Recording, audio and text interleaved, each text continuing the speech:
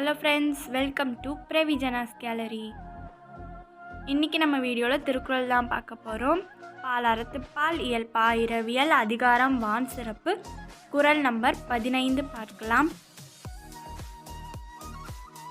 குறள் கெடுப்பதும் கெட்டாருக்கு சார்வாய் மற்றாங்கே எடுப்பதும் எல்லாம் மழை. விளக்கம் பெய்யாமல் மக்களை கெடுப்பதும் பெய்து கெட்டவரை திருத்துவதும் எல்லாமே மழைதான்.